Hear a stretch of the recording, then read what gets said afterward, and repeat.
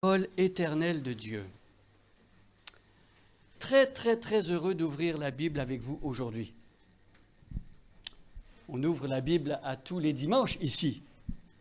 Mais il ne faudrait pas s'habituer comme si c'était quelque chose de normal, de banal, d'ordinaire d'ouvrir la parole de Dieu. C'est une vraie bénédiction. La question en commençant. J'aime bien commencer avec une question. Quand vous voyez un trou dans une pomme, qu'est-ce qui vous vient à l'idée? Je vais certainement pas croquer dans cette pomme. C'est ça, hein, peut-être? On se dit, il y a un ver. Il y a un ver dans la pomme. Et ce ver, est-ce qu'il a fait un trou dans la pomme à partir de l'extérieur pour entrer? Ou est-ce qu'il a fait un trou de l'intérieur pour sortir? Grande question philosophique. Hein? Je vous fais gratter la tête ce matin. Gardez bien cette question en tête. On va y revenir un peu plus tard. Alors ce matin, on poursuit notre série de messages dans le deuxième évangile. C'est l'évangile de Marc. Ah oui, on a l'habitude maintenant. Alors dans notre série, Marc, il cherche à faire quelque chose de très précis. Il cherche à répondre à cette question fondamentale pour nous. Qui est Jésus? C'est d'ailleurs le titre qu'on a donné à la série de messages. Qui donc est Jésus? Ce matin, on est arrivé à l'avant-dernier chapitre de notre parcours. Plus qu'un seul chapitre et on aura fini. Hein? On a bien avancé. Hein? Alors, je ne sais pas si vous avez déjà réfléchi à la façon dont Jésus se révèle aux hommes. La façon dont Jésus se dévoile, en tout cas dans l'Évangile selon Marc, ça ressemble à ce qui se passe quand on fait un puzzle. Est-ce qu'il y a des gens ici qui aiment faire des puzzles? Ah, je savais, ma femme, je la vois faire des puzzles. Parfois, elle invite même des amis pour faire des puzzles avec elle. Vous voyez, elle aime beaucoup ça. Alors, quand on fait un puzzle, à chaque nouvelle pièce qu'on ajoute, on peut voir un peu mieux l'image complète. Et c'est très motivant, vous voyez. À chaque pièce, on voit un peu mieux. Et à la fin, on voit toute l'image. C'est magnifique. Alors ici, dans l'évangile de Marc, depuis le chapitre 1, plusieurs pièces du puzzle ont déjà été posées. On a vu jusqu'à maintenant que Jésus, il est plus fort que les puissances invisibles, anges et démons. On a vu qu'il domine les éléments de la nature, il commande même au vent et à la tempête. On a vu qu'il est plus grand que la maladie et la mort, il ressuscite un mort. On a vu que son enseignement surpasse celui des plus grands rabbins de son époque. Et on a vu que sa compassion n'a pas son égal parmi les hommes. Voyez? Autant de pièces du puzzle qui ont été placées. Et donc, ces disciples commencent à discerner un peu mieux qui est Jésus. Et j'espère que c'est le cas de chacun d'entre nous ici ce matin. Au fil des messages qu'on entend, qu'on commence à voir qui est Jésus un peu mieux. Alors, au début du chapitre 7, ça va être une confrontation avec les pharisiens qui va permettre à Jésus d'éclaircir certaines questions, notamment les questions qui concernent la pureté. Voyez? Alors, je vais vous dire le plan du message qu'on va poursuivre ce matin. Je pense qu'il y a peut-être du son ici qu'il faudrait peut-être arrêter. Peut-être c'est un téléphone. Non? OK, merci beaucoup. Alors, le plan que je vous propose de suivre ce matin est en 3 points très faciles. On va parler d'abord des rites extérieurs. Les religions ont des rites précis. On va parler des rites extérieurs qui se voient. On va parler des traditions humaines. Il y a toutes sortes de traditions dans le monde parmi les hommes. Et on va parler enfin, le 3e point, de la vraie pureté. Qu'est-ce que c'est? Alors, je vais lire le texte par à bout, bout à bout et des petits bouts à la fois. Et on va commencer par le chapitre 7 des versets 1 à 5. Donc j'aimerais qu'on se lève. Je vous invite à vous lever pour la première lecture. Marc, chapitre 7, versets 1 à 5. Alors des pharisiens et des spécialistes de la loi venus de Jérusalem se rassemblèrent autour de Jésus. Ils remarquèrent que certains de ses disciples prenaient leur repas avec des mains impures, c'est-à-dire qu'ils ne s'étaient pas lavé les mains. En effet, les pharisiens, les juifs en général, ne se mettent jamais à table sans les avoir soigneusement lavés. Ils observent ainsi la tradition de leurs ancêtres. De même, en revenant du marché, ils ne mangent pas sans avoir fait leurs ablutions.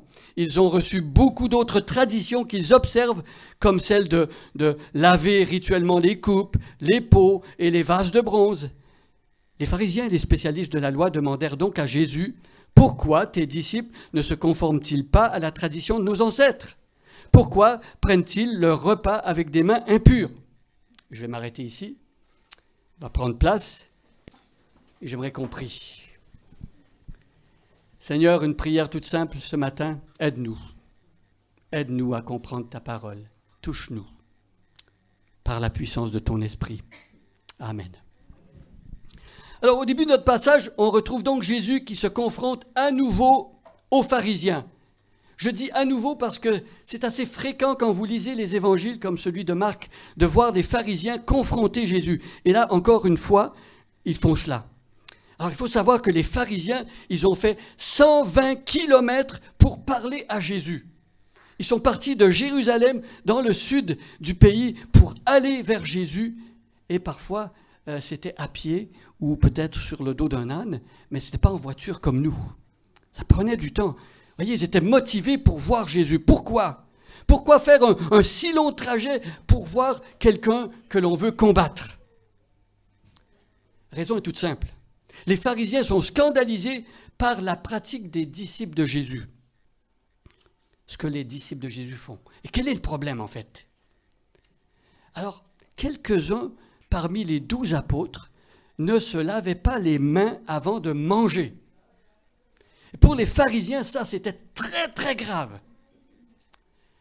Alors, on est surpris quand on regarde par rapport à Jésus, quelle est sa réaction à lui. En lisant le début du chapitre 7, on constate que Jésus, lui, ne semblait pas trop préoccupé par cette situation. Ça n'avait pas l'air de le déranger trop. Est-ce que c'est parce que Jésus était indifférent aux questions de propreté corporelle ? Eh bien non, non. Jésus ne méprisait pas son corps, ni les choses qui avaient un rapport avec le corps. D'ailleurs, Dieu lui avait donné un corps pour démontrer que dans le plan de Dieu, le corps a une importance. Il faut dire, ce n'est pas une importance absolue, c'est assez relatif, mais tout de même, il y a une vraie importance du corps dans la foi chrétienne, parce que quand Dieu ressuscite les hommes, il les ressuscite avec un corps, voyez ? Mais il faut dire ici quand même que la question de propreté corporelle, ce n'est pas le vrai problème des pharisiens. Ce contre quoi les chefs religieux protestent, ce n'est pas d'abord une question d'hygiène. Non, le problème des pharisiens, c'est un problème religieux à la base. Un problème religieux. Quelques-uns des 12 apôtres, aux yeux des pharisiens, étaient en train de pécher contre Dieu parce qu'ils ne suivaient pas les rites qu'exigeait la tradition des anciens. Voilà le problème. Dans l'optique des pharisiens, il fallait se purifier rituellement avant de manger. Et Jésus, ici, n'est pas d'accord. Jésus n'est pas d'accord. Arrêtez-vous un moment pour penser. Si Jésus avait cru que ses disciples avaient péché en mangeant avec les mains sales, ne pensez-vous pas qu'il les aurait repris ? Il les aurait repris. Jésus avait à cœur la pureté devant Dieu. Lui-même avait été pur toute sa vie sur la terre. Mais ici, aucun reproche. Il laisse faire ses disciples. Pourquoi cette réaction ? Eh bien, c'est parce que pour Jésus, ne pas se laver les mains avant un repas, ce n'est pas un péché. Alors, je m'adresse aux parents ici. Quand vos enfants ne se lavent pas les mains avant les repas, on n'aime pas ça. Désagréable. Ça nous déplaît. Mais il faut dire que ce n'est pas une faute morale. Voyez ? Sauf si vous avez demandé précisément à vos enfants, tu te laveras les mains avant de venir manger, et que là, ils ne le font pas. Là, c'est une faute morale parce qu'ils désobéissent à leurs parents. Voyez ? Mais pour Jésus, manger les mains sales, ce n'est pas une offense à Dieu en soi. Et les pharisiens sont convaincus du contraire. Qui a raison ? Alors Jésus va profiter de la question qui lui a été posée pour dénoncer l'erreur des chefs religieux. Et comme on va le voir, les explications de Jésus vont nous être très, très utiles à nous aussi qui vivons en 2023. Alors, qu'est-ce qui ne va pas pour Jésus dans l'approche des pharisiens? Qu'est-ce qui ne va pas? Eh bien, j'aimerais dire que c'est simplement la façon que les pharisiens ont de comprendre la pureté. C'est leur vision de ce qui est pur et impur. Se laver rituellement les mains, nettoyer rituellement des coupes, des pots, des vases de bronze. Pour eux, ces questions de rites, de cérémonies étaient fondamentales, primordiales, c'était au-dessus de tout. Et Jésus va nous faire découvrir que la vraie pureté, ce n'est pas lié à ce genre de rites ou de cérémonies. Alors, quelle vision les pharisiens ont-ils de la pureté? Pour les pharisiens, la pureté, c'est d'abord et avant tout une affaire d'observance religieuse, mais portée vers l'extérieur. Une question de rites et de cérémonies qu'on peut voir à l'extérieur. Des pratiques qui mettent l'accent sur ce qu'on peut voir, les apparences. Les apparences. Quand tu fais tel ou tel rite extérieur qu'on peut voir, visible, tu es pur. Le problème soulevé par les pharisiens nous amène à nous poser une question importante quand même. Voilà la question pour nous. Est-ce que pour Jésus, ce sont les rites en eux-mêmes qui posent problème? Est-ce que le problème, c'est le rite en lui-même? Y a-t-il quelque chose d'intrinsèquement mal à se laver les mains rituellement ou à nettoyer des coupes ou des vases? Et la réponse, c'est non. Il n'y a rien d'intrinsèquement mauvais là-dedans. Les rites peuvent être utiles, mes amis. Dans l'Ancien Testament, Dieu avait donné à son peuple toutes sortes de rites pour les enseigner. Les rites aidaient en fait à rendre visibles des réalités spirituelles invisibles. C'était utile. Exemple, la circoncision, les ablutions, etc., etc. Et même dans le Nouveau Testament, on pourrait dire par exemple que le baptême et la Sainte Seine sont des rites. Et ils sont très utiles. Pourquoi? Parce qu'ils nous rappellent des vérités importantes de notre foi, la mort et la résurrection de Jésus. Tout à l'heure, on va prendre la Sainte Seine, c'est un rite visible. On voit des choses qui nous aident à comprendre. Donc le premier problème concerne la question des rites. Plus précisément, comment les pharisiens comprenaient les rites. Il faut savoir, c'est une parenthèse que j'ouvre, il faut savoir que dans l'Ancien Testament, les rites étaient symboliques. Les rites devaient renvoyer à une réalité invisible. Les rites devaient nous dire quelque chose par rapport à Dieu lui-même. Les rites avaient un objectif pédagogique. C'est un peu comme ce qu'on fait avec nos enfants pour les habituer à lire. On les habitue à regarder un livre avec des images avant de leur apprendre à lire. Un livre d'images, en fait, ça prépare l'enfant plus tard à lire des mots. Les images préparent à quelque chose de plus important. Voyez? Les pharisiens avaient fait de ces rites une fin en soi. Ils s'étaient contentés des images. Les rites devaient concerner l'être intérieur, le cœur, et eux se satisfaisaient d'une pratique religieuse extérieure, sans que le cœur soit vraiment engagé. Voyez? Les rites devaient pointer, orienter vers Jésus. La lettre aux Colossiens, la lettre aux Hébreux disent que ces rites de l'Ancien Testament sont comme une ombre. Quand vous voyez une ombre quelque part, ça veut dire qu'il y a un corps pas loin, n'est-ce pas? Une ombre n'existe pas toute seule. L'Ancien Testament, ce sont des ombres. Voyez? Très important. Colossiens et Hébreux nous dit que l'Ancien Testament et les rites, ce sont les ombres des choses à venir. Voyez? Les chefs religieux s'étaient attachés à ces ombres et quand Jésus s'est présenté à eux, lui qui est la réalité, ils ont préféré l'ombre à la réalité. Voilà le drame, voilà le problème. Deuxième lecture. On va lire la deuxième partie de notre texte, le chapitre 7, versets 6 à 13. « Hypocrite, leur répondit-il, Ésaïe vous a fort bien dépeint dans sa prophétie où il est écrit « Ce peuple m'honore des lèvres, mais au fond de son cœur, il est bien loin de moi. Le culte qu'il me rend n'a aucune valeur, car les enseignements qu'il donne ne sont que des règles inventées par les hommes. Vous mettez de côté le commandement de Dieu pour observer la tradition des hommes. » Puis il ajouta, « Ah, vous réussissez parfaitement à mettre de côté le commandement de Dieu pour établir votre propre tradition. En effet, Moïse a dit, « Honore ton père et ta mère, et que celui qui maudit son père ou sa mère soit puni de mort. » Mais vous, que dites-vous ? Si un homme dit à son père ou à sa mère, « La part de mes biens avec laquelle j'aurais pu l'assister est korban, c'est-à-dire offrande à Dieu, alors vous ne le laissez plus rien faire pour son père ou sa mère. Voilà comment vous annulez la parole de Dieu par vos traditions, celles que vous vous transmettez, et vous faites bien d'autres choses du même genre. » Voyez ? Deuxième problème des pharisiens ici tourne autour de la tradition des anciens. Alors, je pourrais dire que c'est un peu le même problème qu'avec les rites. Comme pour les rites, pour Jésus, il n'y a aucun problème à ce qu'on ait des traditions. Ça va peut-être vous choquer ce que je vous dis là. Il n'y a aucun problème. Dans chacune de nos familles, on a nos traditions, n'est-ce pas? Par exemple, Noël. Notre façon de fêter Noël suit certaines traditions. Certains ouvrent les cadeaux à Noël la veille de Noël à minuit. D'autres, le matin de Noël. Il y a d'autres personnes qui n'ouvrent pas de cadeaux du tout à Noël. Nous, chez nous, on déballait un cadeau à minuit et le reste le matin de Noël. C'était notre tradition.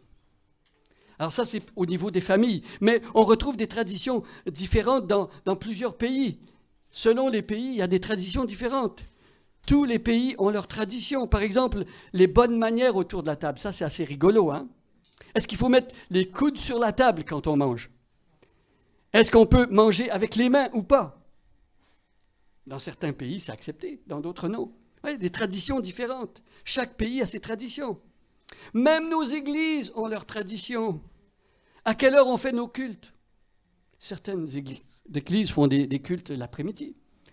Nous, on fait des cultes à 10h, mais nos célébrations avant étaient à 10h30.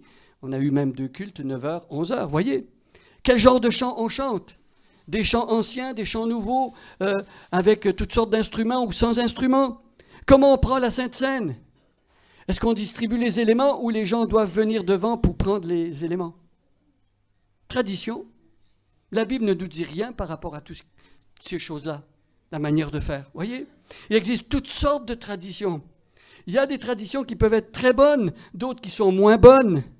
Et en plus, ces traditions, on peut les changer en fonction du contexte. Avant, on avait nos célébrations à 10h30. Maintenant, parce qu'on a peu de temps, on commence à 10h. Est-ce qu'on a péché contre Dieu? Bien sûr que non. Alors, qu'est-ce qui ne va pas avec la tradition des anciens? Les pharisiens avaient rajouté plein de règles aux 613 commandements de la Torah. Je ne sais pas si vous savez, mais dans l'Ancien Testament, il y a 613 commandements. Et les pharisiens en avaient rajouté une tonne de plus. Et le problème, c'était qu'ils n'arrivaient plus, eux, à faire le distinguo entre leur tradition à eux et la parole du Seigneur. Voyez-vous le problème? Complètement mélangé. Qu'est-ce qui vient de Dieu? Qu'est-ce qui est des hommes? Ils avaient tout mis ensemble et ils ne faisaient plus la différence entre les deux. Leur tradition, parfois, était même plus importante que les Écritures. Ça, c'était un vrai problème pour Jésus. La parole de Dieu n'est jamais à mettre au même niveau que des paroles d'hommes, mes amis. Même les paroles d'hommes, les meilleurs, les plus grands médecins, docteurs, philosophes, psychologues, ne doivent jamais être mises au même niveau que la parole de Dieu. Alors Jésus prend un exemple pour illustrer le problème des chefs religieux ici. Regardez avec moi les versets 11 et 12. Verset 11, mais que dites-vous? Si un homme dit à son père ou à sa mère, la part de mes biens avec laquelle j'aurais pu t'assister est korban, c'est-à-dire offrande à Dieu, alors vous ne le laissez plus rien faire pour son père ou sa mère. Les anciens d'Israël avaient élaboré un système où ils pouvaient déclarer korban de l'argent ou des biens matériels. Ces sommes, une fois qu'on l'avait déclaré korban, ne pouvaient plus être touchées. C'était des sommes qu'on gardait pour soi et qui étaient bloquées. Elles appartenaient à Dieu ou au temple. Alors on se dit, mais quel est le problème? C'est un très beau geste. Donner à Dieu, c'est super. Hein? Qui veut critiquer ça? Où est le problème? Alors Jésus met le doigt ici sur un comportement hypocrite. Les pharisiens avaient l'air très pieux, donner à Dieu, waouh, magnifique. Mais au fond, ils étaient en train de se servir eux-mêmes. Leurs parents avaient besoin d'aide. Eux se dédouanaient en disant à leurs parents, « Oh, je peux pas te donner de l'argent pour t'aider. Tu comprends, j'ai réservé ma fortune au temple. J'ai donné mon argent à Dieu. » Je ne sais pas, vous savez, mais d'après la loi de Dieu, c'était un devoir sacré pour les enfants de s'occuper des parents qui avaient besoin d'aide. Devoir sacré. L'apôtre Paul dit que ceux qui ne prennent pas soin de leurs parents et de leur famille sont pires que des infidèles, dans la lettre à Timothée. Vous voyez, avec cette tradition, les pharisiens enseignaient au peuple à violer le 4e commandement. Honore ton père et ta mère. On pouvait désobéir tout en paraissant être un saint. Voyez le truc? Ils désobéissaient à Dieu et puis tout le monde pensait qu'ils étaient des saints parce qu'ils donnaient à Dieu au temple. Wow! On pouvait désobéir tout en passant pour être un grand croyant. Jésus les traite d'hypocrites. Ils ont détourné la loi de Dieu, contourné la loi de Dieu en donnant l'apparence d'être de bons croyants. Et Jésus dit que ce commandement n'était qu'un exemple parmi tant d'autres parce qu'ils avaient plein d'astuces pour détourner la loi et faire en fait tout ce qu'ils voulaient. Vous voyez, ça peut exister aussi pour nous. Détourner la loi pour ne pas payer les impôts ou pour ne pas avoir à répondre à certaines responsabilités. Alors, comment est-ce que cette histoire nous touche à nous aujourd'hui? À plusieurs années de ça, Janine va s'en souvenir, quand on était encore au Canada, je me souviens que Janine et moi, on a décidé un jour d'aider une jeune femme qui était en difficulté. Cette jeune femme, elle était chrétienne. On l'avait vue naître de nouveau dans notre église, en tout cas moi. Elle était devenue chrétienne. Elle avait déménagé, elle habitait dans la même ville où on habitait, nouvellement mariée. Et son mari était très impliqué dans son église. Il participait à toutes sortes de réunions. Et sa femme, elle, pendant ce temps-là, elle était dans la détresse chez elle tout seule. Elle ne connaissait personne. Et elle nous téléphonait parce qu'elle n'arrivait plus à gérer ses angoisses. Elle aurait souhaité que son mari prenne soin d'elle, mais il allait à l'église presque à tous les soirs. Voyez? Ceux qui voyaient le jeune homme à l'église, à toutes les réunions, étaient vraiment très impressionnés. Quel grand chrétien! Quel homme pieux! Quel jeune homme consacré à Dieu! Alors, qu'est-ce qui n'allait pas dans cette histoire-là? La parole de Dieu enseigne qu'un homme doit s'occuper de sa femme. Il doit aimer sa femme. Et lui, il voyait sa femme dans la détresse. Il était toujours parti et sa femme devait téléphoner à d'autres personnes pour l'aider. Hein? Sa femme souffrait à la maison sans que le mari s'en soucie. Voilà le problème. Autre exemple. Dans la religion à laquelle j'appartenais autrefois, certains enseignements te permettaient de passer par des saints, S-A-I-N-T-S, pour obtenir des mérites devant Dieu. En plus de prier Dieu, tu pouvais t'adresser à des croyants qui étaient déjà morts, des croyants qu'on estimait très forts, très grands, et on pouvait les prendre comme intermédiaires. Voyez? Alors il y avait un problème avec ça. Je l'ai découvert plus tard en lisant la Bible. Ces enseignements entraient directement en confrontation avec la parole de Dieu qui nous dit qu'il y a un seul médiateur entre Dieu et les hommes, Jésus-Christ homme. On ne passe pas par des saints pour prier Dieu, pour obtenir des grâces de Dieu. Voyez? Les commandements d'hommes qui contreviennent à la parole de Dieu.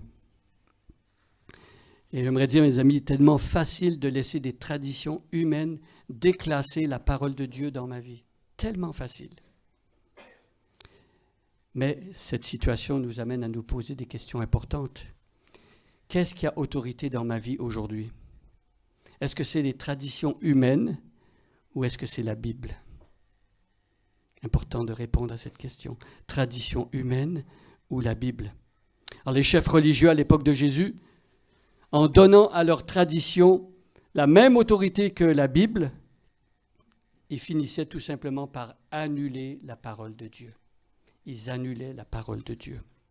Alors on va résumer ce qu'on vient de dire depuis le verset 1.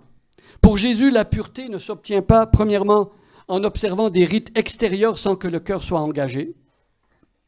Deuxièmement, la pureté ne s'obtient pas en suivant des traditions humaines comme si ces traditions étaient la parole de Dieu. On va lire maintenant la dernière partie de notre texte. Dernière partie du texte. Versets 14 à 23. Puis Jésus appela de nouveau la foule et lui dit « Écoutez-moi tous et comprenez-moi bien. Rien de ce qui vient du dehors et qui pénètre dans l'homme ne peut le rendre impur. C'est au contraire ce qui sort de l'homme qui le rend impur. Si quelqu'un a des oreilles pour entendre, qu'il entende. » Lorsque Jésus, laissant la foule, fut rentré à la maison, ses disciples lui demandèrent de leur expliquer le sens de cette image. Il leur répondit « Ainsi, vous non plus, vous ne comprenez pas ? Ne saisissez-vous pas ce que je veux dire ? De tout ce qui vient du dehors et pénètre dans l'homme, rien ne peut le rendre impur. Tout cela, en effet, ne va pas dans son cœur, mais dans son ventre, et est évacué par les voies naturelles. Il déclara par là même que tous les aliments sont purs. Et il ajouta, ce qui sort de l'homme, c'est cela qui le rend impur. C'est du dedans, c'est du cœur de l'homme que proviennent les pensées mauvaises, l'immoralité, le vol, le meurtre, les adultères, l'envie, la méchanceté, la tromperie, le vice, la jalousie, le blasphème, l'orgueil et toutes sortes de comportements insensés. Tout ce mal sort du dedans et rend l'homme impur. Alors dans notre dernier paragraphe ici, Jésus continue à parler du même sujet. Et quel est ce sujet? La pureté. Il n'a pas changé, il n'a pas dévié, il parle encore du même sujet, la pureté. Mais à partir du verset 14, il y a quelque chose qui change. Avez-vous remarqué ici? Il y a un truc qui a changé. Au lieu de se limiter aux pharisiens, parce que du verset 1 à 13, Jésus ne parlait qu'aux pharisiens, au lieu de se limiter à eux, Jésus commence à s'adresser à la foule au complet, au verset 14. Et j'aimerais dire que c'est un détail très important. La question de pureté, mes amis, ça ne concerne pas que les chefs religieux. Ça ne concerne pas que les rabbins, les prêtres, les spécialistes de la loi, ou même à notre époque, ça ne concerne pas que le pape, les évêques ou les pasteurs. Voyez? La question de pureté, ça concerne tout le monde, la foule. Pourquoi? Parce que Dieu est saint et c'est absolument essentiel d'être pur pour s'approcher de lui. Habakkuk 1, 13. Les yeux de Dieu sont trop purs pour voir le mal. Voyez? Si on n'est pas purifié, Dieu ne peut même pas nous regarder. Ses yeux sont trop purs pour voir le mal. On a donc un gros problème. Au chapitre 64 du livre d'Ésaïe, le prophète, en écrivant, il décrit la situation de son peuple. Donc là, il parle à des croyants et il s'inclut lui-même dans le lot. Ésaïe dit « Nous sommes tous comme des impurs et toute notre justice est comme un vêtement souillé. » Il se met dans le lot. Voyez, problème autant pour les non-croyants que pour les croyants. Problème de pureté. Alors je pense que vous allez être d'accord avec moi pour dire que quand on veut régler un problème, il faut d'abord savoir d'où il vient, n'est-ce pas? Vous êtes d'accord? Si on ne sait pas d'où vient le problème, on ne peut pas le régler. C'est comme quand un médecin veut soigner une maladie, il faut que le médecin pose le bon diagnostic. Autrement, on ne peut pas aider un malade. Alors, je ne sais pas si vous savez, mais dans l'histoire de l'humanité, il y a eu plusieurs théories sur la provenance du mal dans l'homme. Il y a des hommes depuis plusieurs centaines d'années qui se posent des questions, des millénaires, qui se demandent d'où vient le mal dans l'homme.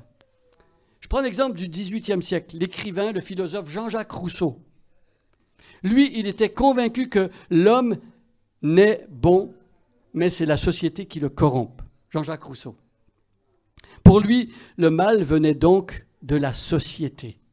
C'est la société qui te rend mauvais. Ouais. Il pensait que, par exemple, des populations autochtones du Nouveau Monde, il se disait, ces populations-là, elles sont pures. Le cœur des Amérindiens était bon et leur société était innocente selon lui. Et il se disait, c'est la raison pour laquelle ces hommes, ces femmes ne vont sûrement pas commettre les mêmes péchés que les personnes qui vivent en Europe, dans une société corrompue. Et j'aimerais vous dire ceci. Il n'a pas fallu très longtemps à ceux qui ont étudié les sociétés amérindiennes pour découvrir que même sans vivre comme en Europe, les Autochtones étaient eux aussi méchants, violents, égoïstes et orgueilleux comme tous les autres. Vous voyez? Sa théorie s'appelait le bon sauvage. Eh bien, le mythe du bon sauvage a été rapidement abandonné. On a tous compris que ce n'était pas vrai. On peut vivre dans des sociétés différentes et le mal sera toujours là. Le mal, c'est un problème universel, peu importe où tu vis. Plus récemment, en 1971, Philippe Zimbardo, un psychiatre américain, il a mené une expérience dans une prison de Stanford. Il a essayé de découvrir pourquoi une personne devenait criminelle et se retrouvait en prison. Il a écrit un livre qui s'appelait The Lucifer Effect, l'effet Lucifer. Et Zimbardo a affirmé que ce qui nous corrompt, c'est notre environnement, ce qu'il y a autour de nous. Alors, on a réfléchi à la théorie de Zimbardo. On s'est vite rendu compte qu'en sortant un homme de son environnement, on n'arrivait pas à le libérer de son mal. Parce que voyez-vous, on s'est rendu compte que même en prison, tu le sors de là où il fait ses crimes, tu le mets en prison. Même en prison, il y a des crimes. Voyez?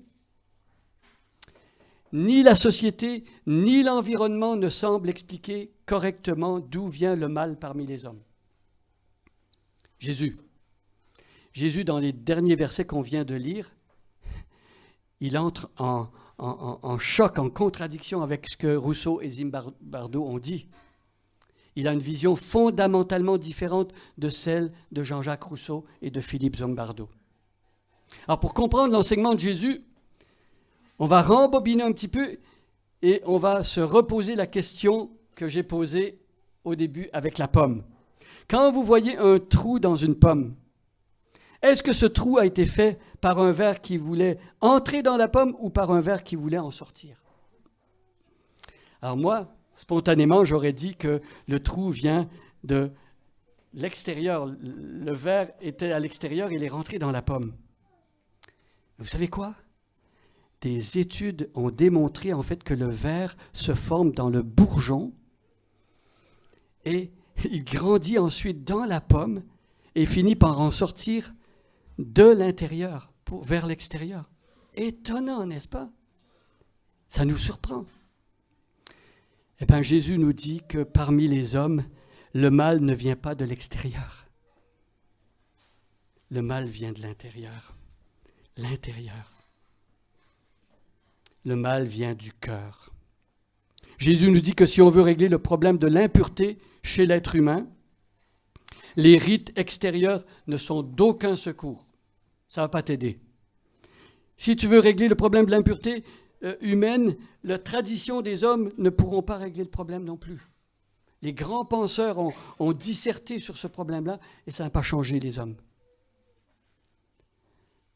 Le catalogue de vices qu'on retrouve au verset 21-22, les pensées mauvaises, l'immoralité, le viol, le meurtre, les adultères, l'envie, la méchanceté, la tromperie, le vice, la jalousie, le blasphème, l'orgueil, toutes sortes de comportements insensés.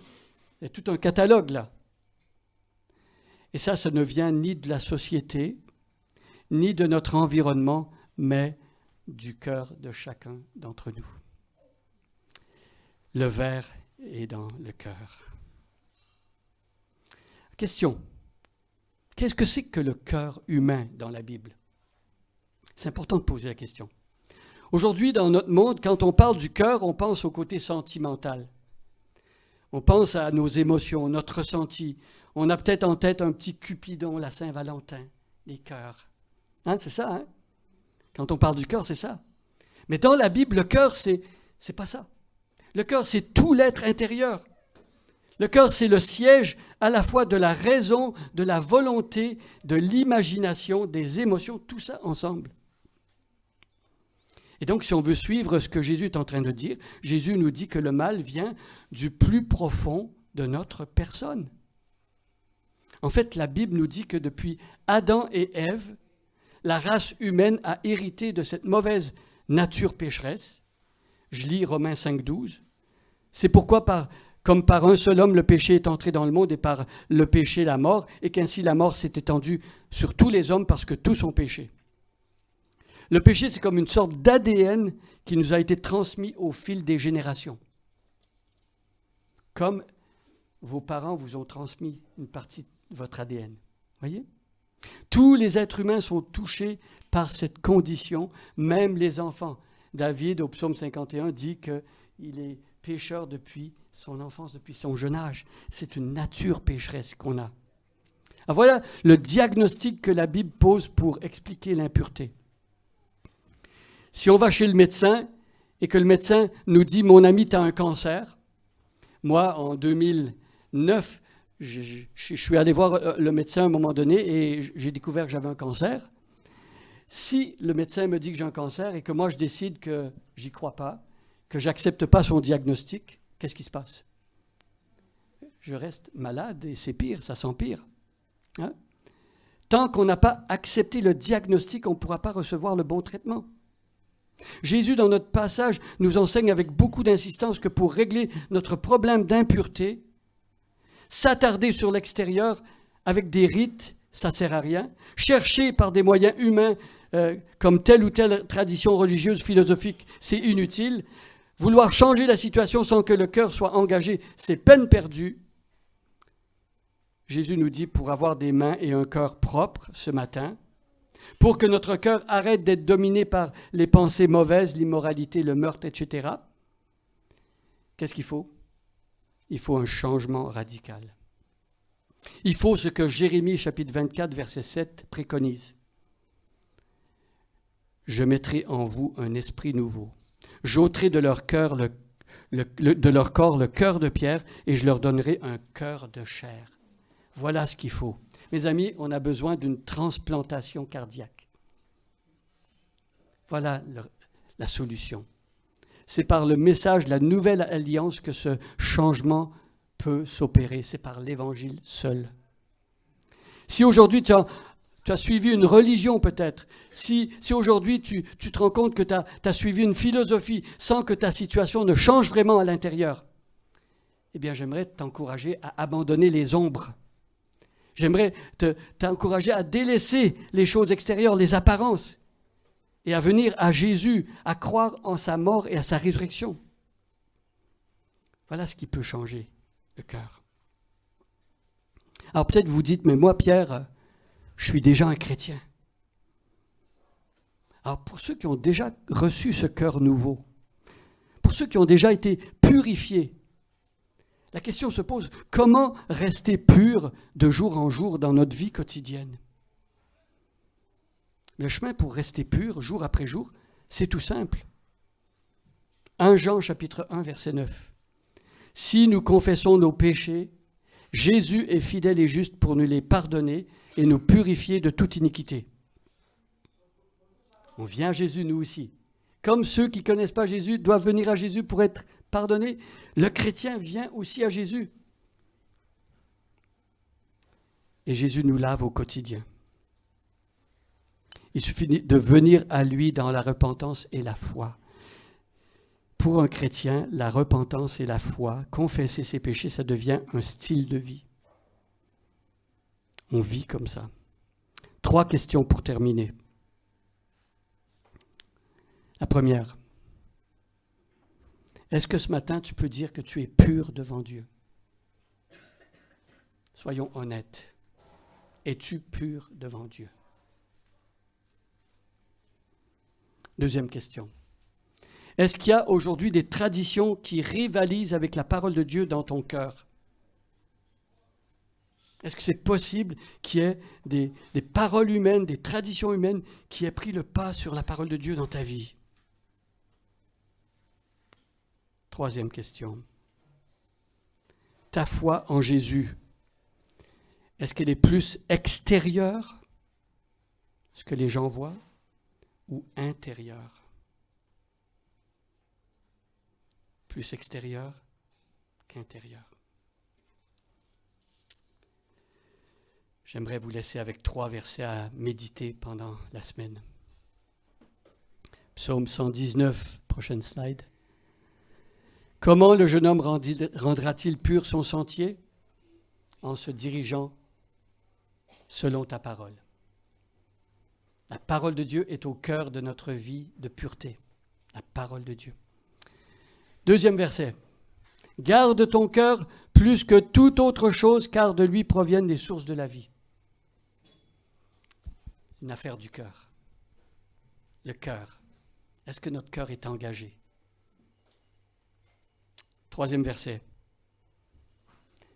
Que personne donc ne vous juge au sujet du manger ou du boire, au sujet d'une fête, d'une nouvelle lune ou des sabbats. C'était l'ombre des choses à venir, mais la réalité est en Christ.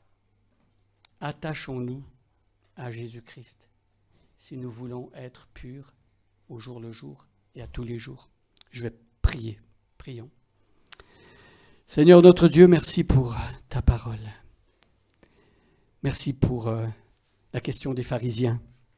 S'ils n'avaient pas posé cette question-là, nous n'aurions pas eu toutes ces réponses qui sont tellement utiles pour nous aujourd'hui. Seigneur, nous voyons que même nous, mais aussi dans le monde, c'est tellement facile de vivre des choses extérieures et de penser qu'en faisant des choses extérieures que tout le monde voit, ça c'est suffisant. Mais Seigneur, toi tu nous parles d'un changement de cœur. Tu nous parles de la réalité, pas seulement des ombres. Et tu nous dis que tu veux nous purifier. Seigneur, purifie notre cœur ce matin. Au nom de Jésus. Amen. Amen.